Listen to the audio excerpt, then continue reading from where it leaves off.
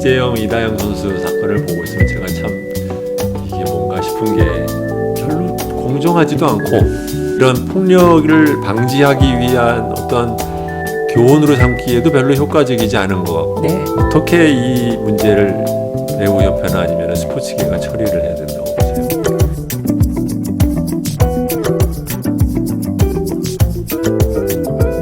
안녕하십니까 여러분, 열린민주당 TV 주진영입니다.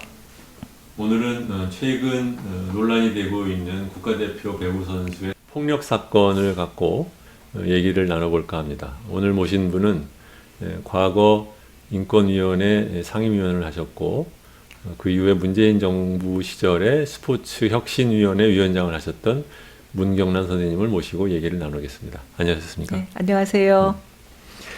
선생님께서는 요번에 이재영, 이다영 선수에 대한 온라인에서 이제 고발이 이루어지고 하는 이 과정을 쭉 보시면서 어떤 생각이 드셨나요, 우선? 터질 게 터졌다. 네, 또 터지는구나. 또 터지는구나. 예. 제발 이번에는 좀 문제를 잘 해결하면 좋겠다. 간절한 생각이 들었습니다. 네. 네. 문제 해결이라고 하면은 이 해당 사건에 해당되는 것도 있고 아니면 그 뒤에 배경에 해당하는 것도 있는데 네. 첫 번째 것도 사실 기대하기가 어려운데 두 번째 것까지도 기대를 하세요? 기대라기보다 반드시 풀어야 되는 문제죠. 네. 예. 우리 사회가 스포츠 분야에서의 폭력이 사라져야 된다는 어떤 사회적 인식, 예, 저는 일종의 우리 사회가 만들어야 될 사회적 정의라고 생각하는데요. 그것들이 이제까지 많은 선수들, 국민들에게 어떤 신뢰를 주지 못했다고 생각해요. 그런 점에서 스포츠 폭력은 반드시 사라져야 한다라고 하는 어떤 믿음을 줄 수 있도록 어떤 해결책이 모색돼야 된다. 이제 이렇게 생각하고 있습니다. 예. 전 이번 사건을 보면서 굉장히 독특한 면이 많다라고 생각을 하게 됐는데 하나는 뭐냐면 일반적으로 이러한 문제는 지금 현재 폭력을 당한 사람이 문제 제기를 하는 경우가 많지 그 폭력이 있었던 일이 한참 지나고 나서 그 다음에 그것도 그 당시에 피해를 당했던 사람이 공개적으로 고발을 하는 것도 아니고 그냥 온라인에 말하자면 익명으로 얘기를 하게 되면서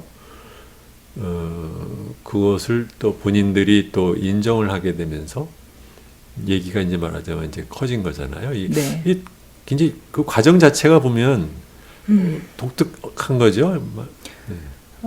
이제 폭력의 피해자들이 통상적으로도요, 자기가 문제를 호소했을 때 사회가 어떤 풀어줄 수 있는 시스템을 갖췄구나. 거기에 대해서 권리 구제를 받을 어떤 가능성이 있다고 생각하면 문제 제기를 하죠. 근데 이제 그게 갖춰져 있지 않으면 통상 말을 잘 못해요. 그래서 이제 오랫동안 그 고통으로 트라우마를 겪고 이제 나중에 그 심각성을 이제 생각하고 문제 제기를 하는 경우들이 들어 있는데 스포츠 분야는 제가 생각할 때 더 심각하다고 생각해요. 근데 왜 현직에 있는 사람들이 문제를 제기하지 못할까요? 그리고 왜 이 두 쌍둥이 선수로부터 피해를 입은 피해자는 왜 그 당시에 문제를 제기하지 못했을까요? 예. 그 점을 저는 우리가 중요하게 봐야 맞아요. 된다고 생각해요. 예.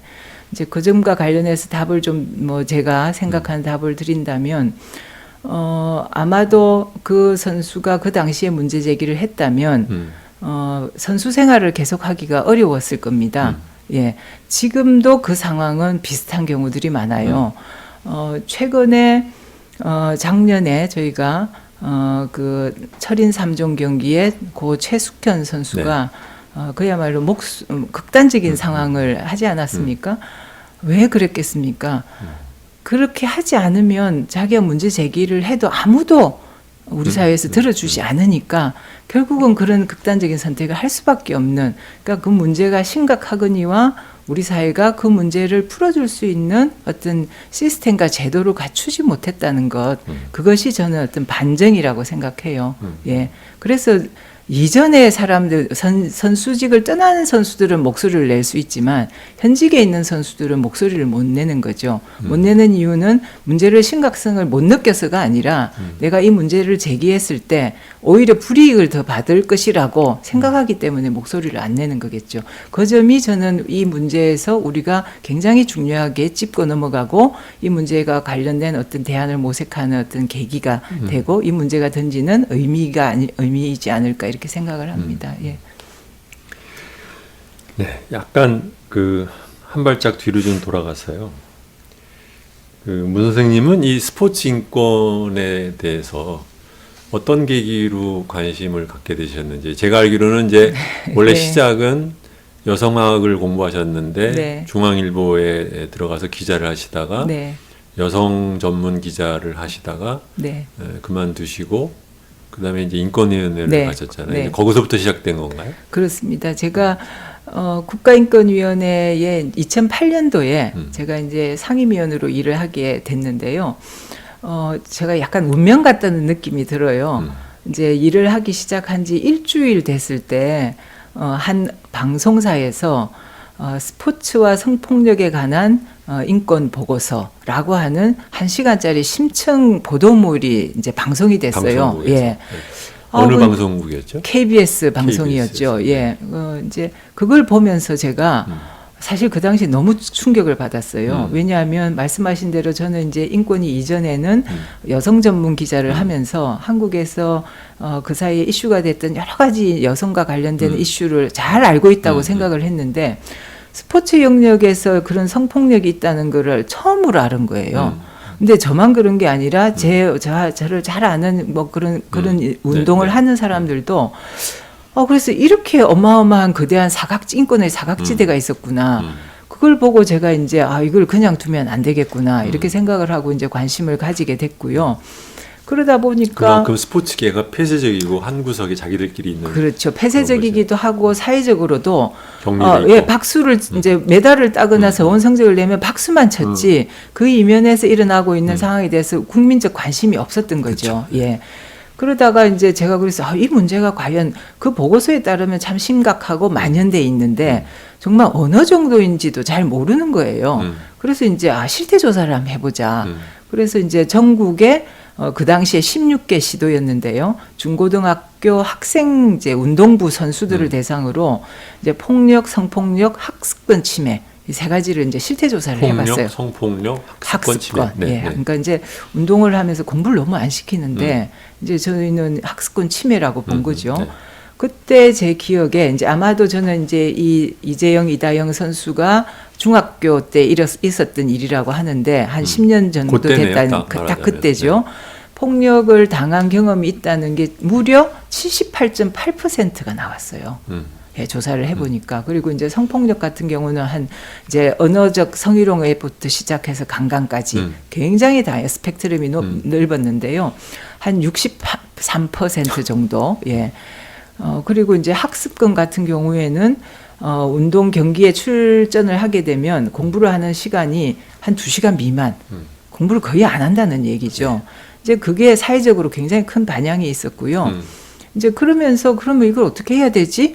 그래서 이제 첫째는 그거를 당사자들이나 이제 뭐 보도 자료로 해서 이렇게 내셨군요. 이제 실태 조사를 한 1년 정도 했었고요. 예, 그리고 이제 그러면서 실태 조사를 하면서 우선 당장 이 문제가 얼마나 중요하고 심각한지를 좀 인권 교육이 필요하겠구나. 그래서 이제 스포츠 인권 교육이라는 걸 처음으로 했어요. 그 당시에. 예. 정말 이제 청소년 그다음에 인권 전문가, 여성 전문가 다 모아서 처음으로 이제 컨텐츠를 만들었고요. 전국 16개 시도를 돌면서 이제 여학생 선수와 남학생 선수에 대한 어떤 그 접근법이 달라야 된다고 생각했기 때문에 선수를 남녀로 나누고 학부모, 그다음에 지도자, 그리고 이제 체육 정책 관계자 이렇게 해서 이제 5개 그룹으로 각 시도별로 이제 교육을 했고요. 하고 이제 이 문제가 왜 이렇게 생겨나나? 그리고 다른 영역보다 이렇게 심각한 이유는 무엇인가? 이걸 이제 저희가 열심히 이제 들여다보고 연구를 시작을 했죠. 그래서 이제 그때 이게 스포츠 정책의 큰 정책의 방향과 소위 말하는 패러다임으로부터 구조적인 문제라는 걸 이제 제가 깨닫기 시작했고요. 이제 그러면서 이제 당장 우선 현장에서 필요한 스포츠 인권 가이드라인 이런 것도 만들고 스포츠 인권 헌장 이런 것들도 이제 만들기도 하고 그런 것들이 아마 이제 한국 그런 거 할 사회에서 때 그 체육회, 대한체육회의 입장이나 태도는 어땠어요? 이제 첫 해는 저희하고 이제 국가인권위원회하고 MOU를 맺어서 많이 이제 뭐 같이 협력을 했었어요. 근데 이제 한 1년쯤 지나고 나서 그 당시가 이제 그 이명박 대통령 시절이었고 국가인권위원회가 이제 굉장히 많은 이제 압박을 좀 받고 좀 소위 말하는 탄압도 좀 받았고 하면서 약간 이게 좀 정치적인 어떤 것으로 문제가 이렇게 나아가면서 소원해지기 시작했죠. 이제 그때 저는 좀 아쉽습니다. 대한체육회가 국가인권위원회하고 같이 하면서 인권적 관점을 많이 또 이제 공유하기도 하고 전파했더라면 뭐 지금은 좀 다르지 않았을까 그런 안타까움이 있고요. 이제 그리고 저는 이제 뭐 3년 임기를 이제 못 채우고 나왔지만 있는 동안에는 그래도 이제 스포츠 인권을 열심히 하려고 못 채우신 게 아니라 안 채우신 거잖아요. 뭐 그 얘기는 이제 뭐 다른 오늘은 이제 다른 얘기니까 표현은 정확하게 해야 되니까. 네. 그래서 이제 그러고 나와서 저는 개인적으로는 계속 이제 관심을 좀 가지고 한때는 이제 너무 그러니까 그때 한번 1회에 걸친 교육을 하고 그 이후에는 이제 대한체육회가 자체적으로 한다고 했지만 뭐 하기도 하고 또 인권위에서도 일부 하기도 하고 그런데 이제 아무래도 뭐 그 중요성이나 이런 것들이 이제 조금씩 더 떨어져 나갔고요. 제가 이제 나오면서 이제 현장까지는 만들어 놓고 나왔는데 한동안은 인권위도 그 문제를 다루지를 않았더라고요. 그러다가 이제 2019년에 이제 조재범 사건이 터지면서 국가인권위원회 스포츠 특별조사단이라는 걸 만들어서 이제 실태 조사를 주로 한 것이 이제 국가인권위원회고. 이제 혹시 모르는 사람들을 위해서 조재범 사건이 뭐였는지를 간단하게 얘기를 좀 해주시면. 이제 그 올림픽에서도 금메달을 딴 그야말로 누구나 다 아는 유명한 선수를 이 조재범 코치가 아주 어렸을 초등학교 때는 폭력을 가하고 그리고 중학교 때 시절부터 지속적으로 일종의 성폭력을 했어요. 그것도 선수촌 의 라커룸, 뭐 이제 훈련장의 라커룸, 이런 뭐 너무나 공적으로 있는 그 공간에서 그런 일을 한두 번도 아니고 매우 심각한 폭력과 성폭력을 해서 그걸 이제 나중에 2019년에 이제 그걸 폭로를 하죠. 그러고 나서 이제 국민적인 이제 첫째는 너무 유명 선수니까 국민들이 너무 안타까워했고요. 어떻게 저런 일이 있을 수가 있냐 해서 이제 국민적 공분이 커지면서 이게 이제 아주 유명한 사건이 된 거죠. 그리고 그때 이제 대통령께서 이제는 한국이 이런 일을 한다는 건 너무 부끄러운 일이다. 그러니까 이 사안뿐만 아니라 엘리트 스포츠 시스템이라고 하는 체육 정책 전체를 좀 바꿔라라는 이제 그런 특별한 어떤 관심과 이제 지시를 내리셨고, 그게 계기가 되어서 이제 문화체육관광부 스포츠혁신위원단이라는 게 혁신위원회라는 게 만들어졌죠. 그때 이제 제가 위원장을 하게 됐고요. 뭐 제 개인 관심 얘기를 아까 중간에 이제 조금 끊으셨지만 저는 이제 지속적으로 관심을 가지고 이제 스포츠 평화 포럼 이런 것들도 이제 만들어서 같이 이제 계속 이게 정책적으로 어떻게 해야 되느냐 이제 고민도 하고 있었고, 그리고 또 운동을 하는 선수들 모아서 인권 공부도 좀 같이 제가 하기도 하고 지도도 좀 하기도 하고 뭐 이런 관심을 좀 가지고 있었죠. 예. 참고로 조재범 사건은 이제 어떻게 돼 있나요? 이제 이제까지와는 좀 다르게 좀 엄벌을 받았어요. 10년 6개월이라고 하는 상당히 중한 처벌을 받아서 지금 이제 형을 살고 있는 것으로 알고 있고요. 1심만 나온 거예요? 예. 근데 이제 이전하고 비교하면 양형이 아주 이제 좀 높아졌죠. 이전에는 저희가 이제 이런 스포츠 인권 문제에 관한 양형을 좀 한번 분석을 해보니까 다른 거에 비해서 너무 쉽게 다뤄지고요. 경찰 같은 경우에도 아유 뭐 스포츠는 때리는 게 다반사 아닙니까? 뭐 이런 것들이 이제 수사 간행이나 양형에서도 참작이 돼가지고 너무 솜방방이 처벌을 했죠. 그러다가 이제 조재범 사건이 이제 국민적으로 큰 관심을 가지니까 이 문제를 좀 엄하게 다루는 이런 어떤 하나의 계기도 된 것 같습니다. 경찰도 네. 그런 태도에. 경찰이 실제로 그런 문제가 됐고요. 그게 이제 최숙현 선수가 자기 문제를 호소하러 갔을 때 경찰에서도 아무런 뭐 도움을 못 받았고 그게 이제 뭐 경찰도 그랬고 대한체육회에서 뭐 권리구제 해준다고 했던 인권센터도 그랬고 뭐 참 안타까운 일입니다만은 국가인권위원회에서도 그걸 제대로 다루지를 못했고 해서 최숙현 선수가 6군데 도움을 줄 수 있는 6개의 기관을 돌다가 결국은 절망감에 빠져가지고 그냥 극단적인 선택을 한 거죠. 그러니까 뭐 기가 막히는 저는 일이죠. 경찰한테도 갔다는 얘기는 몰랐는데 경찰에도 갔습니다. 경찰은 예. 아예 법적으로 그것을 수사를 해야 될 의무를 갖고 있는 게 당연하죠. 아니에요. 예. 그런데 이제 뭐 예를 들어서 증거를 갖고 오라라든지 뭐 이제 그러니까 참 너무 기가 막힌 웃음을 웃을 그랬어요? 수밖에 없는 일인데요. 그 정도로 이 스포츠 분야의 인권 침해 문제에 관해서는 뭐 우리 어느 한 군데가 아니라 전 사회적으로 너무 무심하고 무관심하고 이 문제의 심각성을 잘 모르는 거죠. 지금 예. 말씀하시니까 예. 갑자기 생각났는데 이게 예. 일종의 왜 부부폭력 사건, 가정폭력 사건에서 경찰에 신고를 했는데 네. 경찰관이 뭐 부부 사이에 그럴 수도 있는 거죠. 그거 가버리는 네. 케이스랑 굉장히 비슷하네요. 그렇죠. 예, 제가 옛날 기자 시절에 그런 거 취재 보도 많이 했는데요. 네. 경찰관이 출동해서 부부싸움이야 칼로 물베기죠. 이걸 왜 경찰이 공권력이 개입을 합니까?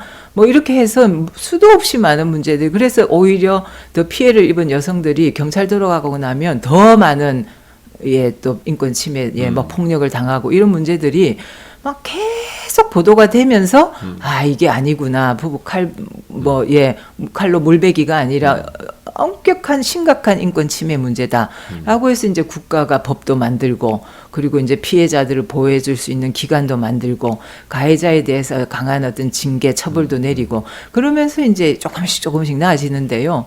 그것과 비교하면 스포츠 분야의 어떤 인권 침해, 특히 폭력, 성폭력의 문제는 너무 이제까지 무관심과 경시돼 왔다는 것. 그거는 뭐 국가기관도 그러하고요. 뭐 저는 그저 뭐 국민이 책임을 질 일은 아니지만 국민들도 그듭 말씀드리지만 성과를 내면 박수는 쳤지 그 이면의 문제에 대해서는 좀 관심이 좀 부족했던 것이죠. 보면 네 그런 거죠. 예. 저는 그 생각은 안 했네요. 왜냐하면 네. 그러고 보니까 결국 부부간 폭력 문제도 경찰의 적극적인 개입이 없이 해결하기가 어려운 것인데. 그럼요. 범죄니까요. 스포츠에서의 폭력도 범죄라는 측면에서 보면 우선 경찰이 적극적으로 개입을 하고 처벌을 하는데 나서기만 하더라도 상당한 도움이 되겠다는 생각이 듭니다. 그럼요. 예. 그러니까 그런 국가 권력이 결국은 존재가 뭡니까? 국민의 인권을 보호해주고 보장해주는 게 그야말로 권력 기관의 역할이잖아요. 의무잖아요. 그 점에서 이제 저는 뭐 최근에 경찰에 대해서도 이런 문제에 대해서 관심과 적극적인 어떤 그야말로 인권 감수성을 갖춰야 된다 이런 얘기를 제가 많이 하고 있습니다. 네네. 그래서 그 스포츠 혁신위원회가 이제 결성이 되었어요. 네. 그래서 제가 그 당시에 그 문재인 대통령이 수석 보좌관 회의에서 발언했던 거를 갖다 보고서 갖고 왔는데 네. 뭐라고 당시 문재인 대통령이 얘기를 했냐면 체육계에 만연한 폭력과 성폭력은 근본적으로 근절되어야 한다며 차제 체육 분야의 성적 지상주의, 엘리트 체육 위주의 육성 방식에 대해서도 전면적으로 재검토하고 개선할 것을 주문했습니다. 라고 얘기가 이제 나오는데 네. 이걸 보면 근본적으로 근절이라고 약간 크게 잡았고 네. 두 번째로 제 눈에 이제 보이는 얘기입니다. 그다음에 이제 문제의 원인을 성적 지상주의와 엘리트 체육 위주의 육성 방식으로 문제를 인식을 하셨던 것 같고 네. 세 번째로는 전면적으로 재검토와 개선할 것을 주문을 했어요. 그런데 혁신위원회가 한 1년에 걸쳐서 조사하고 논의를 거쳐서 권고안도 냈고 저도 그 당시에 뭐 언론에서 인터뷰하셨던 것도 들었던 것 같고 뭐 하는데 보셨습니까? 네. 그런데 네. 주로 이제 체육계 인사들이 이제 싸운 얘기죠, 주로. 근데 별로 재검토하고 개선됐나요? 뭐 재검토는 됐는데 개선은 안 되는 거죠. 저희가 재검토는 열심히 했고요. 네. 예, 개선책도 내놨고요. 어. 뭐 이제 원래 개선이라는 게 하루아침에 되는 게 아니니까요. 음. 뭐 일부 뭐 되기도 하고 또 아니요, 근데 네. 원래 이것은 재검토까지는 어떻게 보면 이제 네. 처음에 안을 내는 것이지 개선을 하는 것은 개선은 그건 이제 뭐 정부 당국이 정부 하는 당국과 거죠. 체육회와 뭐 학교 뭐 그렇죠. 이런 사람들이 해야 네, 되는 네, 거잖아요. 그런 거죠. 네. 예. 저희가 1년제 임기였는데요. 음. 그래서 가능한 이제 권고안을 좀 한 6개월 이제 범위 내에서 뭐 저희가 그때부터 연구한 게 아니라 네. 뭐 이미 문제 의식을 네. 갖고 있었으니까 그걸 이제 권고안으로 만들고 한 6개월은 어떻게 이행되고 있는지를 좀 점검하자.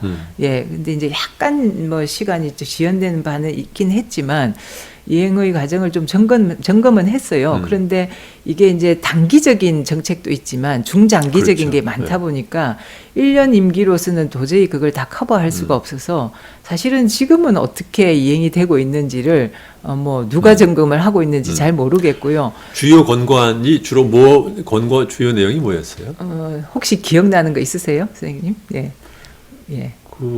제가 그 당시에 기억나는 네. 무슨 스포츠 뭐라고 그러더라? 스포츠 단 클럽 뭐 이런 얘기 하셨던 것 스포츠 같고 클럽. 예. 그다음에 학생 수업권을 보장하라는 거 했고 네.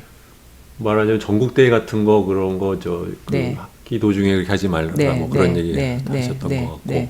그다음에 중요한 거는 집단 예. 수용하는 거 합숙소, 네, 네. 예, 합숙소, 예, 네, 정확하게 말하면 집단 수용이죠. 집단 수용 같은 거 이제 그만하자 그런 얘기 하셨던 거 같고 네, 네. 그랬던 것 같아요. 중요한 거는 그래도 다 알고 계시네요. 저희가 홍보 열심히 하려고 애썼는데 뭐 약간은 먹힌 것 같아서 다행이긴 합니다. 그보다는 체육회 완강한 그 저항이 주로 그쪽에서 그렇죠. 이루어졌기 때문에 네, 네. 사실 보도도 굉장히 갈등적인 국면으로 그렇죠. 보도가 네, 많이 네, 됐고요. 그 점에 있어서는 뭐 아쉬움도 좀 있습니다. 왜냐하면 언론이 과연 이 문제를 어떻게 바라보느냐의 관점이 예. 보도의 내용으로 그렇죠. 나타나는 네. 거잖아요. 근데 이제 원래 언론은 개선안에 관심이 없고 싸움에 관심이 있죠. 뭐 저도 뭐 기자했으니까 알긴 하지만 그런데 언론이 조금만 더 사회적 책임이나 네. 우리 사회를 이제 이끌어가는 어떤 주체라고 생각하면 저는 이제 좀 더 문제를 해결하는 쪽으로 좀 이렇게 이제 보도를 하면 좋겠다는 생각을 해요. 예. 근데 이제 그때 당시에 이제 권고를 7가지를 했습니다. 네. 7차에 걸쳐서 했고요. 이렇게 이제 책으로 이렇게 이제 권고문을 네. 책으로 대한민국 했어요. 스포츠의 미래와 혁신 방안. 예, 네. 뭐 네. 제목이 아주 네, 네. 포부가 크죠. 예, 그래서 정말 이런 마음을 가지고 했고요. 그리고 이제 저희는 자문기구였어요. 그냥 소위 말하는 자문하는 건데 자문기구가 이렇게 권고를 7가지 권고를 책으로 만들어냈다는 거는 상당히 이례적이고 권고문 하나하나가 그냥 그냥 아주 단편적인 것이 아니라 그야말로 혁신이 발족의 어떤 근거가 됐던 것처럼 새로운 어떤 비전과 어떤 정책의 대안을 만들어내는데 이제 치중을 했습니다. 그래서 첫 번째는 이제 뭘 해야 될까 생각했을 때 촉발이 됐던 게 이제 한 선수의 어떤 인권 침해였으니까 그 당시에 문제는 어디 가서 호소할 데도 없고 그리고 권리 구제를 해주는 데도 없는 거예요. 그렇다면 당장 가장 시급한 것은 피해자들이 어디 가서 호소를 하고 상담을 받고 네. 지원을 받고 그리고 가해자를 징계하고 처벌할 수 있는 이런 기관이 있어야 되겠죠. 그래서 이제 저희가 스포츠 인권센터를 만들어라. 예, 근데 이제 국회에 가서 이름이 스포츠 윤리센터라고 이름이 바뀌었어요. 예, 근데 그 전에 없었던 건 아니었어요. 그 전에도 뭐 대한체육회도 있고 뭐 여러 종목 단체도 있고 시도 지부에도 있고 체육회 이제 시도 지부도 있는데 말하자면 제대로 작동을 안 한 거죠. 그러니까 제가 선수들을 만나보면 아유 우리는 거기 안 갑니다. 거기 가봐야 아무것도 안 되는데 우리가 왜 갑니까? 우리가 바보입니까? 이런 얘기를 제가 너무 많이 들었어요. 그래서 제대로 된 권리구제기관을 1차로 만드는 것이 가장 시급하겠구나. 피해자를 우선 보호해주고 지원해야 되니까요. 그래서 이제 그걸 첫 번째 권리구제를 이제 하는 기관을 만들어라. 그 기관은 이전까지 이제 피해자들이 문제를 이제 제기하면 지원을 받기보다는 그 주변 사람들에 의해서 계속 은폐를 당하거나 아니면 왜곡되거나 2차 피해를 입거나 그리고 이제 자꾸 무마하려고 하거나 이런 이제 피해 구제는 그냥 오히려 문제가 더 생기는 거죠. 그렇다면 기존의 체육계로부터 독립되고 굉장한 전문성과 신뢰성을 확보할 수 있는 기관을 만들어라. 이게 이제 핵심이었어요. 그리고 이제 첫 번째 그거 권고를 했고, 그리고 이제 선생님이 말씀하시는 학습권 문제가 이제 두 번째 권고의 핵심인데요. 왜 이런 문제가 이렇게 오랫동안 반복되나? 사실 스포츠 분야의 폭력처럼 지금 이렇게 폭력이 많은 데는 없는 것 같아요. 선생님 동의하십니까? 그 점에 관해서? 아니요. 학교에서는 여전히 하는 것 같은데. 여전하지만 제가 봤을 땐 좀 더 심각하다고 생각이 들고요. 예. 그리고 이미 한 20년, 20, 30년 전부터 계속 문제 제기를 했어요. 안 하진 않았습니다. 그런데 왜 이렇게 지속적으로 반복적으로 만연돼 있는가? 아까 제가 스포츠 폭력을 당한 피해자가 78%였다라고 말씀드렸잖아요. 그럼 뭐 거의 대부분 일상화돼 있다는 얘기죠. 아무리 폭력이 심해도 이렇게는 안 하거든요. 왜 그런가? 참고로 그때 스포츠혁신위원회에서 그 비슷한 서베이를 다시 하셨었나요? 아니요. 그거는 국가인권위원회에서 했죠. 그러니까요. 2019년에는 10년 후에 다시는 안 해보셨어요? 예, 안 했죠. 스포츠혁신위원회는 정책을 새로운 대안을 짜고 여기는 실태 조사를 하고 그렇게 이제 역할 분담이 됐고요. 제가 이제 국가인권위원회 시절에 조사했을 때 그만큼 만연돼 있었단 말이에요. 그러면 왜 그럴까? 그러면 스포츠 하는 사람들은 개개인이 그 가해자들이 특별히 나쁜 사람인가? 그건 아닐 거란 말이에요. 이 문제를 더 심각하게 지속시키는 뭔가 구조가 있다. 예, 그 이제 보니까 정말 구조적인 문제인 거예요. 그 구조의 뿌리가 학교 체육이더라고요. 그러니까 그게 뭐냐면 소위 말하는 성적 지상주의. 예, 이제 우리 한국의 스포츠 정책을 엘리트 스포츠 정책 이렇게 얘기를 하거든요. 그러니까 스포츠를 국가가 엘리트 선수를 막 속성으로 막 빨리 길러내서 뭐 국제 무대 올림픽이나 아니면 국제 대회에 나가서 좋은 성적을 따서 국위를 선양하는 것을 어떤 한 통로로 스포츠를 이제 이용한 거죠. 그런 과정에서 그러면 엘리트 선수를 누가 어디에서 어떻게 길러내냐? 그게 학교 운동부인 거예요. 그래서 이제 그게 역사적 연원이 있습니다. 그러니까 체육 특기자 제도라고 해서 그게 1972년에 만들어지는데요. 그게 유신하고 딱 맞아떨어지는 거죠. 그러니까 정권의 어떤 연장과 정당성과 이런 것들을 위해서 스포츠라고 하는 것을 이제 굉장히 육성을 시키고 국위 선양을 통해서 국민들의 관심을 그쪽으로 끌고 정권의 어떤 정당성을 확보하는 이런 게 스포츠의 육성하고 서로 이렇게 맞물린 역사가 쭉 내려오는데 그 체육 특기자 제도라고 하는 것은 그게 특기자 그 전에도 특기자로 들어가지 않았어요? 아니에요. 그러니까 국가가 정책으로 만든 게 1972년입니다. 그 이전에 이제 한 60년대부터 이제 그런 어떤 국가가 선수촌 만들고 뭐 여러 가지 이제 그런 게 있었지만 학교와 관련해서는 이제 72년인데 그러면 그건 뭘 의미하느냐 하면 내가 운동을 하고 싶다. 그러면 학교 안에 운동을 하고 싶다면 학교 운동부로 들어가요. 학교 운동부로 들어가야 선수 등록이 가능합니다. 그 선수 등록이 돼야 대회를 나갈 수가 있어요. 아니면 못 나가요. 그러면 운동부를 들어가게 되면 공부를 안 시켜요. 왜냐? 대회 성적을 가서 잘 내야 되거든요. 체육 특기자 제도라는 게 뭐냐면 상급 학교를 지나갈 때 학업 성적은 없고 대회에서 입상한 성적을 가지고 상급 학교로 가는 거예요. 그러려면 뭐 좋은 성적을 따거나 메달을 따거나 이게 이제 완전히 목표가 되는 거죠. 그러다 보니까 공부는 굉장히 등한시되고 그리고 이제 자꾸 운동만 훈련을 과도하게 시키고요. 선생님 기억 안 나세요? 저 때는 제 짝이 제가 키가 커서 짝이 운동선수였는데 수업 교실에 별로 안 들어왔어요. 예, 그리고 들어오면은 자라 그러고 선생님들이 그래 자라 그러고 저 친구도 핸드볼 선수였는데 예, 좀 그런 게 너무 관행화돼 있으니까 이게 이제 말하자면 그리고 합숙을 하게 되고요. 이제 아주 어린 시절부터 합숙을 합니다. 그러면 합숙이라고 하는 폐쇄된 공간 그리고 이제 성적이 중요하다 보니까 좋은 성적을 가진 선수들이 일종의 하나의 파워가 돼요. 그리고 선생님들 이제 코치나 감독에게도 부모들도 그런 얘기했어요. 우리 애를 때려서라도 좋은 성적 내게 해주세요. 예, 그런 얘기를 합니다. 혹시 선생님 4등이라고 하는 영화를 보시는지 모르겠는데 제가 한번 권하고 싶은데요. 그 영화를 보면 이제 수영 선수 아들을 둔 엄마가 이제 아들이 이제 맞고 들어와요. 그 엄마가 막 외면을 하다가 이제 그걸 알게 되는데 아버지가 이제 막 문제 제기를 하니까 뭐라 그러냐면 나는 얘가 맞는 것보다 사등이 더 겁난다.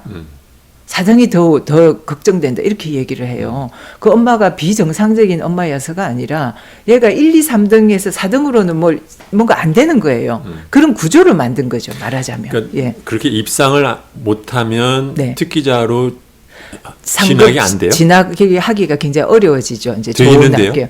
뭐 이제 뭐 아주 안 되지는 않는데요. 이제 성적이 많이 떨어지면 뭐 결과적으로 내가 이걸 해서 이게 운동으로 네. 내가 살 수가 없겠구나 하면 나가기도 하고. 그런데 이제 이미 초등학교 고학년 시절부터 학교 운동부를 들어가면 공부를 안 하다 보면 다른 길이 없어요. 예, 다른 길이 없습니다. 뭐 공부를 한다고 다른 길이 다 마구 열리는 건 아니지만 가능성이잖아요. 그거는. 근데 이제 그 가능성이 차단되니까 참고 견디죠. 그러면 이제 기량을 높인다라는 명목하에 아이들을 때리고 그러면 다른 길이 없으니까 맞고 또 참고 학부모도 거기에 동조해서 우리 애를 때려서라 좋은 성적을 내게 해주세요. 왜냐하면 얘가 또 상급학교 진학을 해야지 부모 입장에서는 평생을 살아갈 수 있다고 생각하니까 이런 것들이 이제 서로 막 맞물리면서 이제 폭력이 아주 만연되고 일상화되는 거예요. 그래서 저는 이제 가해자에게 반드시 거기에 걸맞는 징계를 내리는 게는 뭐 너무 당연하죠. 그런데 우리 사회의 논의들이 자꾸 가해자 엄벌에만 그쳐져 있지 그 가해자가 왜 그렇게 지속적으로 생겨나고 있는가의 어떤 구조를 잘 안 보는 거예요. 그 이제 제가 흔히 드는 예가 어떤 공장에서 뭐 말하자면 물건을 찍어내는데 계속 불량품이 나와요. 그럼 그 불량품 골라가지고 막 망치 두드려 꽤 부순다고 그 불량품이 없어집니까? 그 공정을 바꿔야 되는 거잖아요. 메커니즘을 바꿔야 되는 거잖아요. 그 메커니즘을 바꿔야 이 문제가 근원적으로 해결된다는 거예요. 그래서 아까 대통령께서 말씀하신 근원적 해결책이라고 하는 게 가해자 처벌에 그치지 말고 그 문제가 계속 생겨나고 있는 구조를 좀 바꿔보자. 이런 말씀이라고 저는 생각했고 학교 운동부가 학교가 그것의 뿌리인 거예요. 엘리트 스포츠 정책이라고 하고 성적 지상주의의 어떤 뿌리가 근간이 되는 거죠. 그러면 학교의 그 비정상적인 어떤 운동의 시스템을 좀 바꿔야 되겠다. 그걸 손을 안 대고는 안 되겠다. 그래서 이제 저희가 학교 운동부에서 제일 중요한 거는 우리가 학생 선수 이렇게 보통 얘기를 하는데 선수보다 앞서는 건 학생이란 말이에요. 그러면 학생에 맞는 교육을 해야 되는 거죠. 그렇다면 제일 중요한 것은 공부와 운동을 병행하게 하는 것. 그리고 이것은 운동을 하는 선수뿐만 아니라 운동을 안 하는 비선수에게도 똑같이 적용돼야 되는 거예요. 그냥 공부만 하는 애들은 운동 안 해요. 운동을 할 수 없도록 체육 시간도 막 없애요. 매우 중요한 문제라고 저는 생각을 했고 공부와 운동을 병행하게 하자. 그러려면 어떻게 해야 되냐. 자, 운동을 안 하는 친구들에게는 학교 스포츠 클럽을 계속 육성해서 운동을 하게 하고 운동만 하던 선수들에게는 공부를 하게 하자. 그러려고 하면 자, 대회를 나갈 때 이 대회가 학교 수업 시간 중에 대회가 열리면 어떻게 하겠습니까? 어쩔 수가 없잖아요. 그러면 대회를 수업이 없는 주말 리그로 만들자. 그리고 훈련은 공부가 다 끝나고 난 이후에 훈련을 하도록 하자. 훈련의 방식도 합숙소라고 하는 그런 폐쇄적인 곳이 이 폭력을 조금 더 폐쇄적으로 온전시키고 그리고 이제 뭐 어떤 감시의 눈초리 같은 게 없기 때문에 어떤 폭력의 대물림이 훨씬 용이하게 일어나는 곳인 거예요. 그렇다면 합숙소 같은 것도 없애자. 이제 이런 권고를 한 거죠. 그게 이제 두 번째 권고였습니다. 권고 내용이 굉장히 어떻게 합당하다고 보십니까? 뭐 네. 어떻게 보면은 권고 내용이 합당한 게 아니라 권고를 이렇게 하게 할 만큼 안 예. 바뀌고 있는 게 신기한 거죠. 그렇죠. 예. 그러니까 사실은 이제 그때 굉장히 저항이 컸던 게 이제 대회 개최였어요. 대회를 주말에만 하는 거는 불가능하다. 저희가 뭐 당장 하라는 게 아니라 연차를 두고 종목별로 가능한 방식을 좀 만들어 보세요. 그리고 그 만든 것에 따라서 좀 더 조정을 해가면서 3차 이동을 해봅시다. 이런 게 이제 저희 권고였고, 그리고 문체부에서도 그렇게 하려고 했는데 현장의 저항이 굉장히 강했습니다. 근데 이제 그 강한 이유는 뭐 여러 이해 당사자들이 얽혀 있기 때문이라고 저희는 생각을 해요. 불가능한 것이 아니라 이해 당사자들이 어떤 문제들이 이제 좀 합리적인 어떤 방안을 만드는데 좀 걸림돌 같은 게 됐고, 소통을 열심히 해야 되는데 소통을 하려고 하면 일단 기본적으로 변해야 한다는 문제의식을 가지고 대화를 해야 되는데 변하지 않으려고 하는 경우에는 참 대화나 소통은 어려웠던 것 같아요. 예를 들면 네. 말씀하시니까 생각나는 게 네. 일본만 하더라도 고등학교 학생 그 야구부가 한 3,000개가 된다고 하고 네. 네. 그래서 그 사람들만 하는 뭐 갑자원 대회 뭐 이런 거를 하는데 제가 알기로는 일본의 고등학교 학생 그 대회가 2개가 있는 걸로 알거든요. 그런데 우리나라 고등학교는 옛날에는 훨씬 많았죠. 뭐 예, 청룡기 뭐 봉황기, 요새도 하는지 모르겠는데 예. 한 대여섯 개가 됐던 것 같아요. 네. 이제 그런 것도 그것만 다, 하더라도 벌써 이제 일본과 그 예. 한국만 하더라도 예. 3,000개나 되는데도 대회는 2번 네, 한다는 네. 거. 그게 이제 체육 특기자 제도 때문에 성적을 내야 되니까요. 대회가 많아야 이제 또 입상을 또 뭔가를 막 만들어내고 그게 또 언론사들이 또 이제 다 그 또 이제 뭔가 스폰스 내지는 이제 연관도 돼 있기도 하고 뭐 이런 것들도 이제 얽혀 있기도 하고요. 저희 때는 네, 고등학교 학생을 1년을 꿀려서 네, 그러니까 제 나이에 졸업을 못하게 해서 네. 그렇게 또 많이 했던 예, 것 같아요. 예. 지금도 그러나요, 네. 그런 거? 뭐 이제 그 뭐 정확히는 제가 네. 잘 모르겠습니다만은 제 기억에 옛날에 네, 네. 저 중학교 때 중앙고등학교에 굉장히 유명한 그 피처와 그 이제 타자를 4번 타자에 이제 피쳤던 네, 네. 윤몽룡 선수가 있었는데 네, 네. 동기들보다 한 3살 많았던 걸로 제가 기억을 해요. 저희 때는 최동훈 선수. 네, 예, 최동훈이 저희랑 네. 같은 나이인데 예. 최동훈은 원래 자기 나이로 졸업하지 않았나요? 졸업했죠. 그렇죠? 경남고등학교. 네, 네. 제가 이제 그 지역에 되게 그때 유명한. 이렇게 하셨겠구나. 네. 아유, 뭐 최고의 스타였고요. 그렇죠. 예, 멋있었죠. 예. 네. 이제 그러다 보니까 대회가 굉장히 많고요. 그렇죠. 그리고 이제 그 과정에서 선수에 대한 감독이나 코치의 권한은 굉장히 막강하고 어떤 대회에 출전을 시키느냐도 입상 성적을 내는데 그렇죠. 굉장히 많이 작용하고요. 그러다 보면 어떤 폭력이나 어떤 뭐 비윤리적인 문제를 당해도 말하기, 문제 제기하기 어려운 이런 이제 문제들이 계속 나오는 거죠. 그러다 보면 이제 부모가 자식을 그냥 맡긴 상태에서 내가 어쩔 수 없다 이러면서 뭐 여러 가지 문제에 대해서 사실 부모가 아이들의 인권의 옹호자가 돼야 되는데 오히려 거기에 이제 때려서라도 성적 내게 해주세요라고 하는 너무나 반인권적인 어떤 행태를 보이게 되는 이런 문제도 낳게 되고요. 뭐 이제 이런 것들이 막 얽혀 있는 거죠. 그래서 이제 학교 체육 정상화 하시오. 이게 이제 2번째였습니다. 그리고 이제 3번째는 이제 조금 제가 줄여서 네. 얘기를 하자면 아까 이제 대통령께서도 이게 뭔가 육성 방식에 대해서도 전면 재검토하라 이런 이제 그러면 어떻게 해야 되느냐? 저희는 이제 엘리트 스포츠 정책은 그 자체로도 많은 문제를 내포하거니와 엘리트 선수를 육성하는 데 있어서도 이미 한계를 노정하고 있다. 왜냐?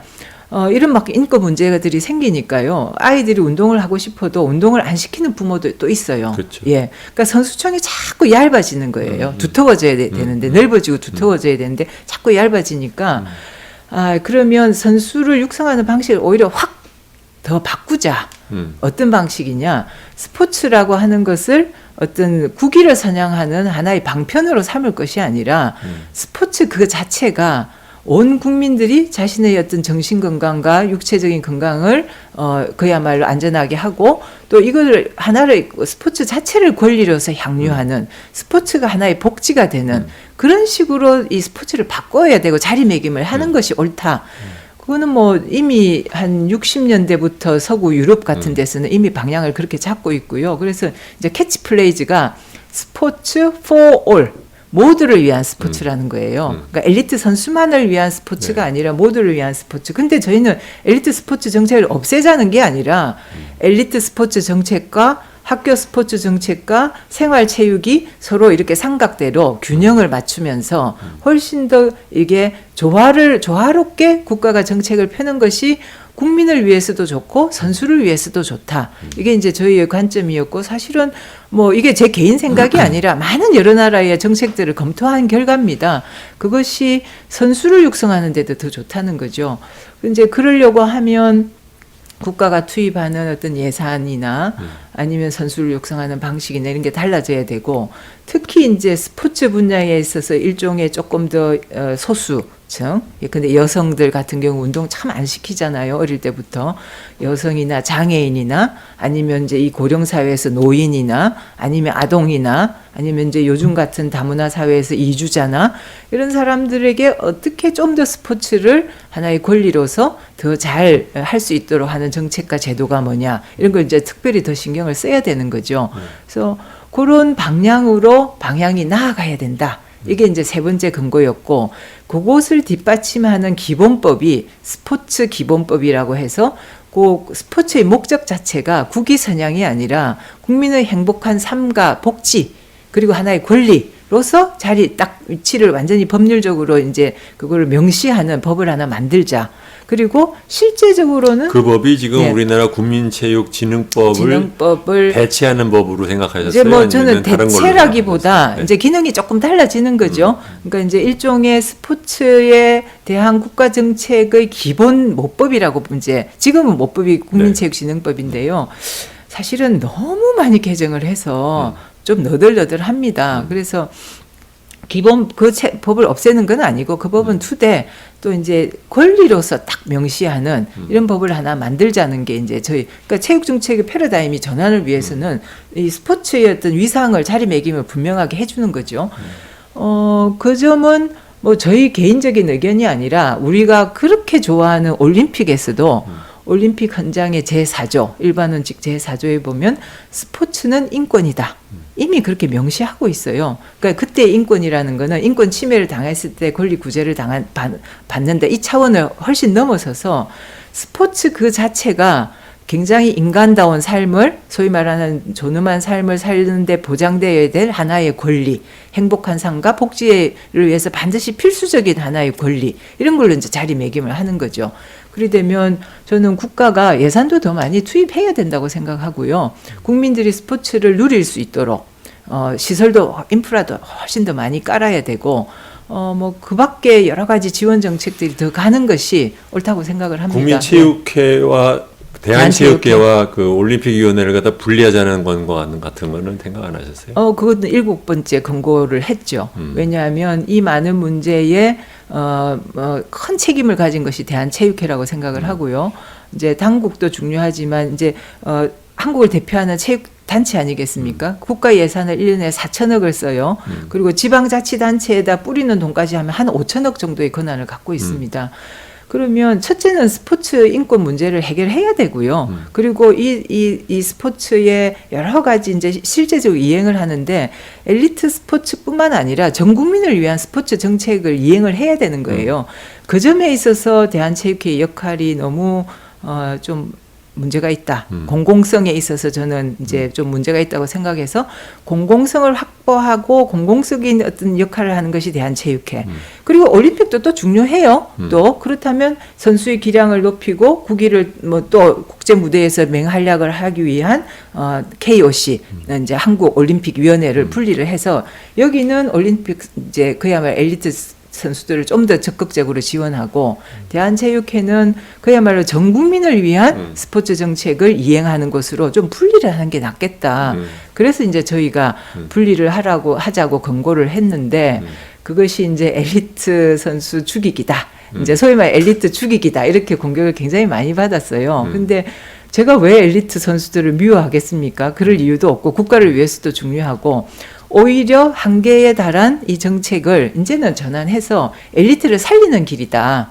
네, 엘리트를 살리는 길이라고 저희는 생각합니다. 사실 지금까지 돌이켜보면 네. 매번 반복되는 스포츠계 폭력 사건이 드러날 때마다 대한체육회 역할은 되게 덥고 무마하고 네. 뭐 이런 쪽이었잖아요. 뭐 좀 유감스럽게도 네. 예, 이제 그 문제를 극히 한 개인의 문제로 돌리거나 저는 뭐 물론 가해자의 일탈이기도 하지만 그 구조를 봐야 되는데 그리고 이제 많은 경우에는 그 문제를 자기들이 그렇게 하는 사람들이 모여서 만든 협회일 테니까. 그러니까 그렇게 아까 말씀하시면 아니 서베이 네, 보십시오. 네, 그 당시에 네, 폭력을 당한 사람이 뭐 70%, 80%다. 네. 그건 누군가 때렸다는 거 아닙니까? 그렇죠. 근데 갑자기 네. 뭐 공부나 아니면 스포츠 못한 학생만 맞았겠어요? 아니 그러면 그 선수들 중에서 또 뽑혀가지고 지도자 됐을 텐데. 이제 그게 너무 이제 일상화돼 있어서 예 이제 사실은 누구도 좀 자유롭기 대체로 많은 이제 선수나 지도자들은 좀 자유롭기 어려울 수 있겠다 그러니까 이렇게 제가요, 생각을 이게 하는 거죠. 예. 기업에서 있었던 경험을 네. 다른 경우에도 네. 이를 방송에서 그런 얘기가 있었는데 저도 이제 기업 다닐 때 이런저런 뭐 성희롱 사건이 됐든 네. 뭐 무슨 뭐 약간 부정 사건이 됐든 제가 굉장히 이해가 안 갔던 것 중에 하나가 회사 자체가 굉장히 그런 행동을 하는 직원한테 우리나라는 굉장히 관용적이에요. 그렇죠. 예. 예. 그 다른- 문제를 키우죠. 다른 그래서, 나라 같았으면 당장 예. 해고감인 것 그렇죠. 같은데 네네. 뭐 견책 정도만 하고 말아버려요. 처음에 그게 이해가 네. 안 갔어요. 근데 한 10년쯤 다니다가 문득 깨달은 게 저 인사위원회에 들어가는 사람부터가 그렇죠. 자기들도 예. 그렇게 했어. 네. 그러니까 그 사람들이 이렇게 선뜻 강한 벌을 내릴 수가 없는 거예요. 그 사람도 양심이 있으니까 자기도. 이제 뭐 했다라고 말씀도 안 짓는 거는 조금 과한 면이 있겠지만 이제 뭐 성비로 보나 네. 가해자가 될 확률이 높거나 이런 사람들이 주로 이제 인사위원회를 하거나 네. 결정권을 가지거나 이런 경우가 많죠. 그리고 이제 우리 사회는 지금은 이제 기업이 일정 정도 책임을 이제 지게 돼 있는데요. 초창기에는 그런 뭐 기업이든 국가기관이든 단체장이 책임을 지는 묻지를 않았어요. 근데 외국 같은 경우는 아시겠지만 징벌적 손해배상으로 해서 그런 일이 막 생기면 막 몇천억씩 막 벌금을 네. 물게 되고 하니까 뭐 기업이 시청하죠. 그래서 기업의 사회적 책임이라는 면에 있어서도 저는 이제 그런 것들에게 좀 단체에게 책임을 묻는 이런 것이 필요한데 이제 대한체육회는 저는 이제 그런 점에 있어서 책임감을 사실은 전혀 느끼지 못한다고 생각하고요. 그리고 어떤 경우에도 그 책임을 물어서 책임자 그야말로 단체장이나 그게 이제 종목별 단체장이든 아니면 시도 지부든 아니면 대한체육회든 장이 책임을 지는 모습을 한 번도 보여준 적이 없어요. 네. 그러면 피해자들이 어떻게 생각하느냐. 이번에도 또 넘어가는구나. 저 사람들이 다 있는 이상은 왜냐. 저 사람들이 뭐 가해자라는 뜻이 아니라 가해자와 어떤 식으로든지 다 긴밀하게 연결돼 있단 말이에요. 소위 말하는 인적 카르텔이 형성돼 있단 말이에요. 그러면 가해자는 처벌을 받았지만 아닌 사람들도 다 남아 있으니 저 안 변한다. 그렇게 생각하는 거죠. 그래서 저는 책임자의 어떤 책임을 지는 모습을 보여주는 것이 정말 중요하다고 생각합니다. 그런데 지금은 남의 나라 얘기하듯이 얘기하잖아요. 그렇죠. 강 건너 불 보듯이 얘기를 하거든요. 뭐 이 점을 저는 우리 정부가 좀 정말 좀 과단성 있게 하지 않으면 어떤 계기 만들기 어렵다고 생각합니다. 예. 그래서 뭐 제 개인적인 것이 아니라 시민사회에서는 이제 대한체육회 회장의 책임 이런 부분에 대해서 문제 제기를 굉장히 많이 했고요. 이제 뭐 본인은 뭐 여러 가지 뭐 말씀은 하셨지만 그 진정성이나 아니면 실질적 변화를 끌어내는데 과연 이게 뭐 진짜 의미가 있느냐 그 점에 대해서는 많은 의구심을 갖게 하죠. 예. 그러니까 요번에 이제 왜 그 사법농단 사건 갖고도 저렇게 그 재판에 저런 식으로 개입하고 했던 것에 대해서 자기들 자체 그 징계하는 거 보면은 뭐 두루뭉술이 넘어가잖아요. 네, 네. 거기에 대해서 많은 국민들이 이제 분노를 하지만 똑같은 논리거든요. 뭐냐면 자기들도 그랬거든. 네. 네, 예. 자기들도 뭐 재판 간섭하고 지들끼리 나눠 먹고 하던 버릇이 있는데 갑자기 내가 윗사람 됐다고 아래 그렇게 했던 사람 이제 말하자면 100명이 했는데 그중에 10명 걸린 사람 우선은 처벌하겠다 그러면 자기네들도 동네에서 말하자면 위신이 안 쓰니까 못하는 거랑 똑같은 그 메커니즘이 네. 체육계에 그대로 있는 거죠. 네, 그래서 이 세상이 변하는 데는 제도와 정책이 우선적으로 굉장히 중요하고요. 그걸 결국 누가 합니까? 사람이지 않습니까? 그래서 어떤 인적 청산, 그게 굉장히 중요한 것 같아요. 그러니까요. 예. 그래서 이게 뭐 하루아침에 변할 수는 없다 하더라도 이 변화의 어떤 물꼬를 틔워주는 역할은 그건 저는 뭐 이제 이 정부 당국과 정치권이 해야 된다고 생각합니다. 예. 그런 면에서 그러니까 네. 저는 이제 문재인 대통령이 뭐 많은 경우가 그렇지만 용두사미인 게 이제 한두 번이 아니지만 뭐 전면적으로 재검토하고 개선할 것을 주문을 했으면 전문적으로 개선이 됐는지 또는 일부분이 개선이 됐는지를 주문한 사람이 확인해야 되는 거 아니에요? 근데 네. 그 동네는 뭐 그렇다고 치고요. 네, 제가 그 점에 관해서는 우리 열린민주당을 비롯해서 국회에 좀 부탁드리고 싶어요. 정말로. 저는 뭐 그걸 확인할 방법이 없습니다. 물론 이제 지금은 이제 제가 스포츠 인권 연구소라는 거를 하나 만들어서 하고 아시다시피 근데 있는데요. 이게 표가 안 되잖아요. 이제 뭐 열린민주당뿐만 아니라 여러 당이 이제 그것이 그야말로 저는 국회가 해야 될 역할이라고 생각하거든요. 입법과 행정부에 대한 감시가 역할 아니겠습니까? 네. 그럼 이제 이거 하나하나 점검하시고 이행 근데 여부를 보셨듯이 따지고 그 당시에 조재범 네. 때도 네. 그거를 덮으려고 했던 사람이 이제 전명규라는 사람이 나왔을 때 그때 제 기억에 2018년 국정조사를 하는데 전명규 그 당시 한국 최대 교수 네. 플러스 빙상연맹 부회장 하던 사람을 불렀더니 그 당시에는 아니었겠지만 그 당시였던 걸로 기억하는데요. 뭐냐면 저 문체위 위원장을 했던 안민석 위원이 전명규한테 거의 말하자면 이제 자기 소명하는 그 기회를 주는 듯한 식으로 보호하던 발언을 하고 뭐 했단 말이죠. 그거 보면은 결국은 정치인들과 체육인들 사이에 구체적으로 그들이 무엇을 주고받을 게 있어서 그러는지는 모르겠는데 상당한 유착 관계가 있는 것처럼 보이거든요. 이제 체육 쪽에서는 정치로부터 독립돼야 된다 이런 얘기를 말은 많이 해요. 구호로는 많이 나와요. 뭐 최근에 대한체육회 회장 선거에 있어서도 정치로부터 독립해야 된다 이런 얘기를 하는데 뭐 저는 이제 정치로부터의 독립이 과연 어떤 의미인지 싶어요. 그러니까 사실은 정치권에서 역할을 해서 문제를 풀어야 되잖아요. 그런 점에 있어서는 정치하고 긴밀하게 협력하고 연계돼 있어야 된다고 생각하는데 뭐 사적으로 내지는 어떤 그 역할을 뭐 강화한다, 뭐 뭐라 그럴까요? 자리를 보존한다든지 아니면 뭐 이런 식으로 문제를 덮는다든지 하는 것에 있어서의 정치권하고의 어떤 뭐라 그럴까 아까 말씀하신 대로 서로 이렇게 주고받거나 결탁돼 있는 이런 문제는 이제 과감하게 이제 분리해서 끊어야 된다고 생각하는데요. 첫째 제가 이렇게 지켜봤을 때는 지난 몇 년간 지켜봤을 때는 국회에서는 이 문제를 정말 중요하게 생각하고 막 끈질기게 추적하는 국회의원이 별로 없으신 것 같아요. 그 스포츠가 우리 사회에서 항상 좀 후순위로 밀려요. 그 이제 밀리는 이유는 뭐 너무 스트레스 많은 나라인데 뭐 그래도 운동 경기라도 해가 박수라도 함 치지 뭐 저기까지 복잡하고 머리 아프게 해야 돼? 이런 게 굉장히 많아요.